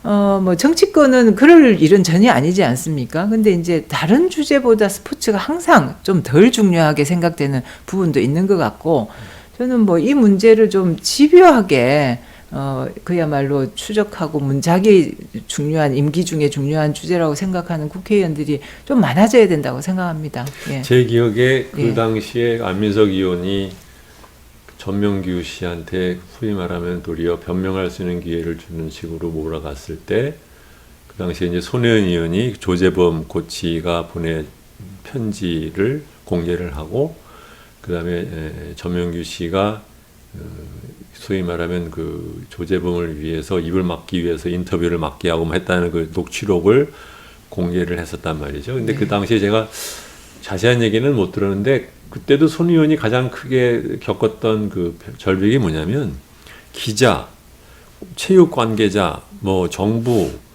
다 한 통속으로 딱딱 뭉쳐가지고 자기들끼리의 인맥으로 말하자면 딱 차단벽을 치고서는 있다는 거죠. 그러니까는 외부에서 그러니까 외부에 있으니까 문제는 보이지만 외부에 있는 사람이 뭔가를 해결하려고 했을 때 거의 조직적으로 철벽처럼 막아버리니까 힘만 드는 거예요. 그러니까는 계속해서 유지를 할 그 힘이 유지되기 어렵다. 네.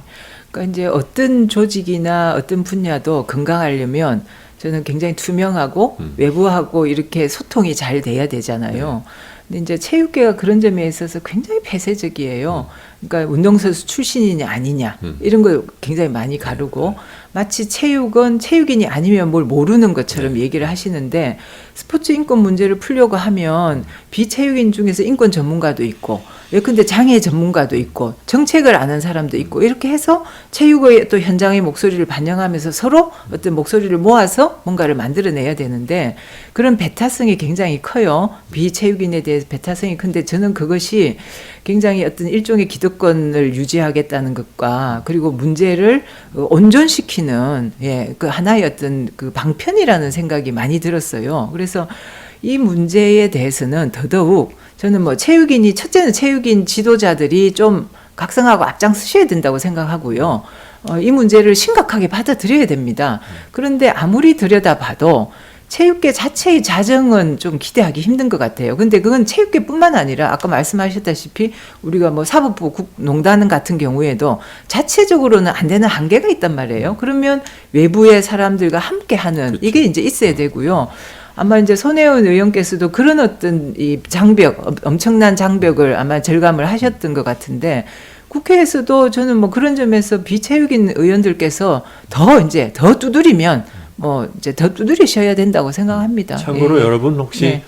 검색하시게 되면 한번 보세요. 옛날에 전명규를 옹호하는 기사를 한겨레 기자가 한번 쓴 적이 있는데 제가 왜 그걸 기억을 하냐면 그냥 기사를 보는데 이게 그냥 읽어봐도 이 사람을 말하자면 어떻게든 막 띄워주려고 쓴 그 표현이 너무너무 조악할 정도로 드러나는 기사를 그걸 한겨레 신문에서 제가 본 거예요. 그래서 이게 뭐야 이게.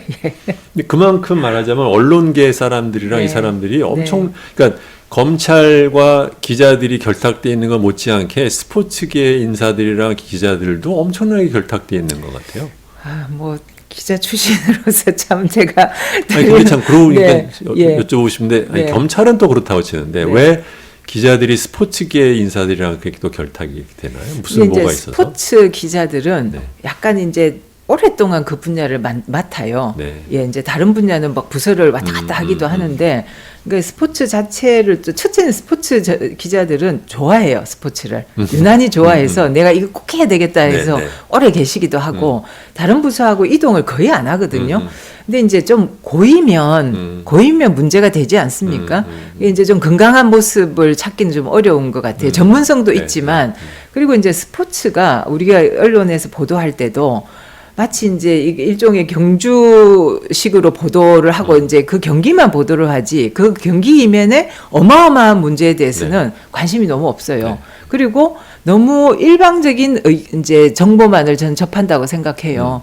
그러니까 이제 예컨대 대한체육회 출입을 하면 대한체육회 얘기만 듣게 되죠. 그러다 보면 의도치 않게 편향된 의견을 갖게 되기도 하고 그래서 너무 오랫동안 너무 밀접하게 어디든지 그렇지 않습니까? 특히 기자는 저는 그런 점에 있어서는 검찰 기자들의 문제가 있는 것처럼 스포츠 분야에 있어서는 좀 그런 점들이 좀 작동한다 생각이 들고 그거는 뭐 소위 말하는 진보 보수지를 좀 막론하고 진보 보수하고는 다른 차원에서 문제가 좀 있다고 보여지고요.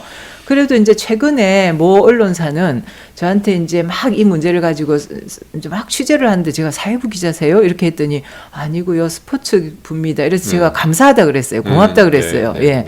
계속 이 문제에 관심 가져주세요. 이랬는데 이제 뭐 또 이렇게 하다 보면 변화가 있어야 되지 않겠습니까? 예. 제가 이런 거를 볼 때마다 항상 예. 들었던 이상하다는 느낌 중에 하나는 뭐냐면 우리나라에서 이러한 스포츠 폭력 결국은 자기 자식에 대한 폭력인데 학부모가 이거를 눈 감고 넘어간다라는 이 현상 자체가 굉장히 일종의 이제 그로테스크하다 네, 보니까 네, 뭐 그런 네. 게 하나 있고 두 번째로는 우리가 이렇게 알려진 이제 스포츠 선수나 아니면은 지도자들 중에서 이 문제를 먼저 제기하고 나서는 사람이 또 없다. 적어도 어느 정도의 대중의 인지도에 의한 보호막이 가능할 수 있는 사람 중에서도 이것을 먼저 들고 나온 사람은 없고 심지어는 이것이 폭로가 되었을 때도 적극적으로 이것의 문제 해결을 위해서 자기의 목소리를 내는 사람도 없다. 예. 이제 그 점이 제일 곤혹스럽죠. 사실은 제일 취약한 영역인 것 같고요. 저는 세상의 변화는 기본적으로 언제나 그 문제를 직면한 당사자들이 제일 중요하다고 생각해요. 근데 이제 당사자는 피해를 겪는 당사는 취약하기 때문에 또 목소리를 내기 어려운 점이 있죠. 네. 그렇다면 그 문제의식을 가진 이제 또 주변에서 함께 힘을 모아서 이걸 해야 되는 것이고, 그게 아래로부터의 어떤 변화를 유도한다면 이제 이 최근처럼 어떤 정부의 어떤 영역이 강화된 이제 사회에서는 국가가 잘해야죠. 첫째는 국가가 저는 맨날 제가 가서 읊습니다만, 헌법 10조에 국가는 개인이 가지는 기본의 불가침의 기본적 인권을 확인하고 이를 보장할 의무를 진다, 이렇게 돼 있거든요. 국가가 이제 제정신 차리고 잘 해야 되고요. 근데 이 가운데서 교육청은 왜 전혀 교육청 소식이 없어요? 이제 학교나 뭐 교육청? 교육청이 이제 교육자치라는 측면 때문에 교육청마다 좀 다릅니다. 교육청마다 좀 달라서 좀 열심히 하는 곳도 있고, 대체로 이제 소위 말하는 진보적인 교육감님들이 하고 계시는데도 불구하고 거기서도 스포츠는 또 이제 후순위로 밀리고요. 스포츠를 담당하고 있는 장학사나 장학관들도 다 체육계에 또 이렇게 얽혀 있는 거예요. 그러니까 그 기존의 체계로부터 자유롭지 못한, 뭐 저는 그래서 잘 못한다거나 나쁘다는 뜻이 아니라 자유롭지 못하죠. 그런 것들이 이제 다 암암리에 작동을 한다고 저는 보고요. 그러다 보면 이제 교육감들께서 조금 더 이제 저는 훨씬 가감한 이거 해야 된다고 생각하고, 두세 분한테는 제가 막 찾아가서 막 요구하기도 하고 그러는데, 이제 그렇게 탁 한꺼번에 잘 되기는 좀 어려운 그런 게 있어요. 저도 안타깝습니다. 예, 안타깝습니다. 결국은 표의 문제이겠죠. 말하자면 이제 그렇죠. 박원순 시장 같은 분도 시장을 할 때 성소수자의 인권을 보장하는 인권 선언문 같은 거 만드는데 본인이 찬성을 안 하는 바람에 도리어 역공을 받은 그렇죠, 걸 보면 예. 저 양반이 그 생각이 없어서 반대하는 게 아닐 텐데, 정치인으로서 본인의 말하자면 이제 인기 관리하는데 도움이 안 될 거라고 생각하니까 이제 못 나서는 거랑 마찬가지로 교육청장들도 그런 게 있을 수 이제 있겠죠. 다 이제 선출직은 뭐 거기로부터 자유롭지 못한 것 같고요. 그랬을 때 과연 인권을 이제 첫째는 책무성이거니와 인권을 적극적으로 보장하기 위해서 노력하는 게 과연 표가 안 되냐. 뭐 이전에는 좀 안 됐을 수도 있을 것 같아요. 근데 저는 뭐 앞으로는 적극적으로 보장하는 게 표에도 도움이 된다.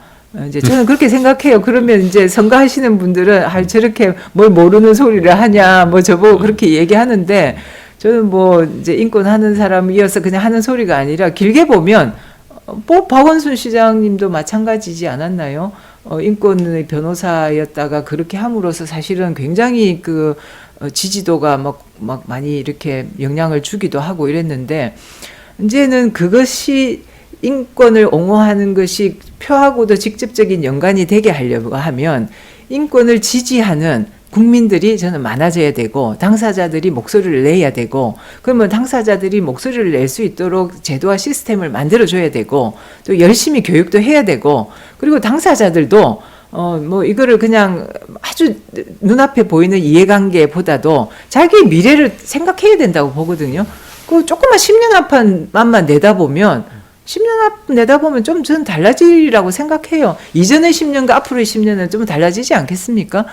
한국이 지난 놓고 봐야 알죠. 그렇죠. 뭐 그렇긴 하지만 여하튼 뭐 또 말할 수 없는 게 촛불과 그야말로 뭐 이 방역에서 보여주는 뭐 여러 가지 한국이 또 이런 이게 선진국으로서의 어떤 면모가 있는데, 어떻게 스포츠만은 이렇게 후진국으로 남아 있느냐? 그러면 이제 그야말로 스포츠 강국에서 스포츠 선진국으로, 이거는 갈 수밖에 없어요. 저는. 그러면 저는 10년 앞을 내다보고 선수들이나 지도자들도 10년 앞을 자기 이해관계를 따져도 이제 눈앞의 이익을 보느냐, 조금 길게 이익을 보느냐라는 관점에서 보면 어떤 게 옳은 길이라는 거를 저는 알 수 있다고 보는데요. 예. 제 말이 저는 생략 옳지 않습니까? 빙그레 웃으시는데. 저는 대부분의 경우는 기대를 안 하니까. 원래 얘기로 다시 돌아와서 선생님 보시기에 지금 이재영, 이다영 선수 사건을 보고 있으면 제가 참 이게 뭔가 싶은 게, 막상 폭력이 일어났을 때는 아무도 문제 제기를 못 하다가 그 다음에 한참 지나고 나서 그 선수들이 다 크고 나서 10년이 지나가지고 이렇게 누군가가 이제 온라인으로 고발을 하고 난 다음에 또 이 사람들이 그냥 보통 선수였으면 그랬을 텐데 이제 대표 선수, 스타 선수다 스타 보니까 선수니까 예. 그만큼 더 대중이 또 도리어 또 들고 일어나고 네. 이게 별로 공정하지도 않고 효과적인, 그러니까 소위 말하면 이런 폭력을 방지하기 위한 어떤 교훈으로 삼기에도 별로 효과적이지 않은 것 같고 네. 공정한 것 같지도 않고 어떻게 이 문제를 배구협회나 아니면 스포츠계가 처리를 해야 된다고 보세요? 저도 처음에 이 문제를 접하고 조금 곤혹스러웠어요. 왜냐하면 최근 일이 아니라 10년 전에 이제 소위 말하는 어떤 질풍노도의 청소년기에 있었던 일로 성인이 되고 난 선수에게 저렇게 하는 게 맞나 이런 고민이 살짝 있었어요. 근데 이제 왜 이렇게 될까를 생각해 보면 이제 불행한 일이죠. 그 당시에 정말 네. 그런 일이 있어서 좀 징계받고 말았다면 지금도 지금 훨씬 나았을 텐데 이제 아까도 말씀드렸지만 그 문제를 해결해 줄 수 있는 시스템이 없었던 건데 왜 국민들이 엄벌을 가해야 된다라고 하느냐. 리얼미터 조사를 보니까 막 70% 이상이 지지하더라고요. 그 말은 문제를 제기하는 피해자도 그렇고 국민들도 그렇고 가해자 선수 괴롭히자 이건 아니라고 저는 생각해요. 첫째는 스포츠계에서 이제는 폭력이 진짜 이건 좀 몰아내자. 이건 너무 수치스러운 일이다. 거기에 대한 강한 의지의 표현이고 이제 그 사이에 스포츠계가 일종의 잘못한 일이 있는 거예요. 뭐냐? 이제 이재영, 이다영 선수는 그 당시에 밝혀지지 않았는데 다른 이제 이어진 미투, 학폭 미투를 보면 이제 유명한 감독들이 막 이제 그래 징계를 받아요. 징계를 받고 나서 한 2년쯤 있다가 슬그머니 돌아오는 거예요. 그러고는 이제 또 막 또 이제 활약을 하니까 저거 못 믿겠구나. 저렇다면 싹을 잘라야 돼.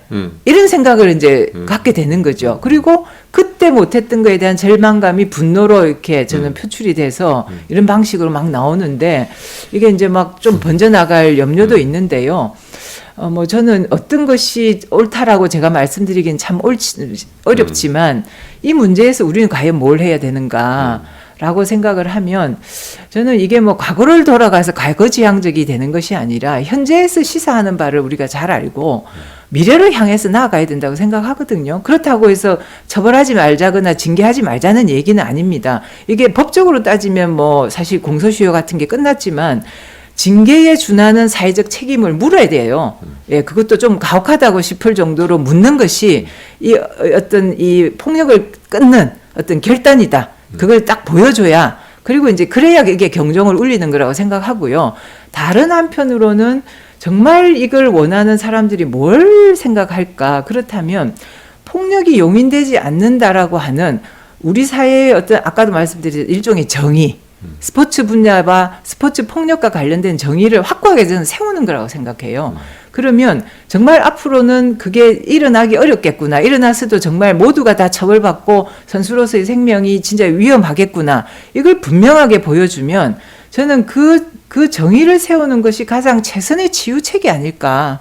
저는 정의가 치유다. 이런 생각을 합니다. 아니, 질문은 그러니까 어떻게 하는 게 정의냐는 거죠. 어떻게 하느냐. 예, 폭력 그야말로 징계하고요. 징계 이제 준하는 징계하고 그런데 이제 조사를 좀 해볼 필요는 있어요. 왜냐? 저거 너무 가혹하지 않느냐 이렇게 얘기하는데 그거는 뭘 했는지 잘 모르면 가혹하다고 말할 수도 있고 저건 너무 선방망이야라고 말할 수도 있어요. 조사에서 안 나올 수도 있습니다만은 일단 정확하게 조사해보는 게 필요하고요. 조사에 따른 거기에 정당한 거기에 뭔가의 그러니까 정당한 어떤 엄정한 어떤 징계와 처벌을 내리는 게 필요하고 이제 나머지는 정말 구조를 바꾸는 거예요. 저는 구조 바꿔야 됩니다. 그러니까 그게 뭐 한 가지로 되는 건 아니지만 정말 전방위적으로 해야 되고요. 그 전방위적인 게 답을 모르는 게 아닙니다. 답이 다 있어요. 답도 다 알고 있어요. 다만 문제는 안 하는 거거든요. 그 안 하는 거를 진짜 이번에는 해야 된다. 그래서 정부가 첫째 나서야 되고요. 정부가 무슨 제가 보니까 장관께서 스포츠 윤리센터 가셔가지고 여기서 잘 해야 된다 이렇게 말씀하셨던데 스포츠 윤리센터는 이 개혁이 아주 일부고요. 제가 아까도 설명드렸지만 당국, 문체부, 교육부 그런 데서 알고 있는 거 정말 이제 정말 강력한 의지로 하고 이게 진짜 좀 바뀌었구나. 그리고 책임도 좀 지고 그러면 그것들이 사람들에게 뭔가 저는 시그널을 준다고 생각하거든요. 그래서 뭐 하루아침에 다 되는 건 아니지만 정말 이번엔 좀 다르구나라는 걸 좀 보여주면 어떤 국민들이 보였던 어떤 분노의 표출이 어떤 에 대한 뭔가 응답이라고 생각이 들고요. 그리고 이제 그 분노도 이제 피해자들을 좀 잘 지휘해 주는 것도 필요하지만 직접적인 상담도 치유지만 사회가 변화해 가는 것도 저는 치유라고 생각하거든요. 그럼 이제 우리가 해야 될 일은 그게 아닐까. 이제 그때 우리라고 하는 거는 뭐 모든 국민이 이것도 중요하지만 가장 책임 있는 거는 정부 당국, 책임 있는 정부 당국, 대한체육회, 그리고 시도 종목협회나 아니면 시도 체육회, 그리고 국회, 언론 뭐 이런 거라고 저는 생각하고요. 학부모들도 이제 그 점에 관해서는 분위기에 편성하시기보다는 우리 아이를 정말 사랑하고 정말 위한다면 인권 문제에 대한 어떤 침해나 이런 거 생겼을 때 그냥 누르고 참거나 그냥 거기에 편성하지 마시고 저는 적극적으로 문제 제기해야 된다고 생각합니다. 예. 제가 이 문제 네. 갖고 제가 페이스북에다가 글을 잠깐 썼는데 거기에 어떤 분이 이제 교사이신 분이 이제 댓글을 달으셨는데 자기네 학교에서도 기계 제조 코치였던 사람이 학생을 그렇게 막 때리고 뭐 그러는데 그걸 갖다 아무도 얘기를 안 했는데 이제 교장 선생 나중에는 이제 그 문제를 갖다 해서 교사들이 나서서 교장이랑 같이 실제 조사를 해가지고 쫓아냈다는 거예요. 네, 쫓아냈는데 도리어 그 교육계 그 학교에서는 아니 저렇게 잘하는 코치를 왜 쫓아내는 이상한 학생 그 선생들로 도리어 취급을 받았다 뭐 그런 얘기를 하시더라고요. 예, 이제 제가 얘기하는 거는 이제 큰 틀에서 말씀을 드렸지만 막상 어떤 한 사건으로 가게 되면 이제 많은 뭐 갈등과 당사자들이 충돌이 있죠. 그랬을 때 저는 이제 정말 무엇이 옳고 어떻게 가야 되느냐에 대한 분명한 어떤 지표가 없으면 막 흔들린다고 생각하고요. 뭐 이해관계가 현실에서는 작동하는 것이 현실이죠. 근데 이제 그 이해관계에서도 부모의 입장에 봤을 때 우리 아이를 평생 사는 거니까요. 이 평생을 생각하면 우리 아이가 어떤 환경에서 어떻게 자라고 뭘 해야 되느냐. 좀 그런 관점에서 이제 누구든지 그렇게 나서지 않으면 문제가 안 풀려요. 그러니까 이제 제가 이게 간절히 제가 보기에는 말씀드리는 스포츠 거예요. 인권 또는 스포츠 예. 폭력은 사실은 우리나라 체육계가 갖고 있는 이권을 온전하는데 필수적으로 필요한 그 요소로 자기네들이 인식하기 때문에 이것이 유지되는 거 아닌가라는 생각을 할 때가 많아요. 예. 예. 그러니까 이런 거예요. 뭐냐면 우리나라가 많은 제도가 일본 거를 베껴왔죠. 문화적으로도 네. 비슷한. 법도 그렇고. 그러니까. 예. 근데 뭐 체육특기자 제도도 아마 일본 거로 가져왔을 것이고 뭐 그럴 텐데 재미있는 것은 일본은 제가 알기로는 스포츠 폭력 문제가 이렇게까지 심한 것 같지가 않아요. 그리고 훨씬 특히 2000년 이후에 들어와서는 학교 스포츠도 굉장히 학생들의 스포츠를 누릴 수 있는 권리에 대한 쪽으로 많이 바뀌고 네. 그렇게 하는 걸 같거든요. 이제 네. 그 사람들이 어떤 계기를 통해서 그렇게 바뀌었는지가 좀 궁금한데 아까 우리끼리 이제 방송하기 전에 네. 얘기를 했지만 일본이 도쿄올림픽이며 이럴 때까지만 하더라도 스포츠 올림픽 뭐 이 메달 순으로 네. 치면 막 3위, 5위, 6위 이렇게 하던 나라였는데 그 이후에 한 80년대부터 12, 15, 19위 뭐 이렇게까지 내려가더라고요. 그러더니 다시 또 천천히 또 네, 올라와요. 네, 근데 네. 그 과정에 보면은 스포츠에 참여하는 경기 종목이 이제 다양해지고 네. 그러는 예. 거를 보면 스포츠를 통해서도 일본은 어느 정도 선진국화가 되어 가고 있는데 네. 한국은 여전히 그 몰아서 때려서 메달 따오는 모드를 못 벗어난다. 왜 일본 것도 좀 이런 건 좀 배웠으면 좋잖아요. 그러니까요. 이제 일본은 중고등학생 학생들이 방과 후에 뭐 거의 대부분 매일 그러니까요. 운동을 하더라고요. 예, 2시간씩 정도 해요. 그리고 다른 과목의 선생님들이 다 스포츠 네. 지도자가 돼가지고 되죠. 애들하고 스포츠 클럽이 네, 뭐 네. 어마어마하게 이제 번성하고 그러다 보니까 또 좋은 선수들이 막 나오는 거예요. 그러니까 이제 초창기는 일본도 올림픽 메달이 연연하다 거기도 막 보니까 때려가면서 하는 데잖아요. 그러다가 이제 이거 바꿔야 되겠구나. 우리가 메달보다 더 중요한 건 인권이다. 저희가 그래서 이제 메달보다 인권 이런 캐치프레이즈를 제가 많이 쓰는데요. 이제 인식이 바뀌는 거죠. 이제는 메달이 중요한 게 아니라 국민 하나하나가 건강하고 행복해야 되는 거다. 그게 선진국이라는 거죠. 메달보다 재미. 예, 메달보다 인권. 저는 예. 그 인권 안에 재미가 없는 게 아닙니다. 인권이 막 재미없어요. 인권은요, 막 보통은 뭐 폭력 이런 거에 대해서 생각을 하는데 사실은 인권은 인간이 갖고 있는 잠재력을 활짝 꽃피우게 하는 게 인권이거든요. 대부분의 사람들로 하여금 얘기를 듣고 싶지 않게 하는 방법 중에 하나가 인권이라는 용어를 쓰는 순간 네. 사람들이 귀를 이제 닫아요. 저는 그게 이제 편견이라고 생각하고요. 인권을 정확히 알지 않아서 왜냐하면 이제 국가 폭력 문제가 너무 많았기 때문에 그런데 사실은 요즘은 인권이라고 하는 게 국가 폭력이나 어떤 침해 이거보다는 얼마나 한 개인이 행복하게 자기의 잠재력을 꽃피우면서 살 수 있도록 잘 뒷받침해 주느냐. 그게 이제 인권인 말하고 거죠. 지금 후회를 합니다. 예. 왜냐면 제가 네. 인권 쪽에 일하시는 분한테 네. 이런 얘기를 하는 게 아니었는데. 그 이제 저는 이 기회에 또 이제 정확한 걸 알려야 되니까. 네. 근데 이제 그래서 일본 같은 경우에는 운동선수층도 아주 두텁고 그러니까요. 다양해지고요. 네. 그리고 뭐 먼저 첫 번째보다 이제 학생들의 체력이 정말 월등하죠. 우리는 아이들이 공부를 잘한다고 하지만 저희 애도 옛날에 학교 다닐 때 보면요. 운동을 너무 못해가지고 막 계속 앉아만 있으니까요. 막 몸이 네, 네. 체력은 덩치는 커지지만 체력이 너무 약한 거예요. 그건 뭐 국가 전체적으로 봐서도 너무 이거는 불이익 아니겠습니까? 저는 복지 중에 최고의 복지는 스포츠 복지다. 이렇게 제가 많이 외고 다니는데 경제적으로 따져도요.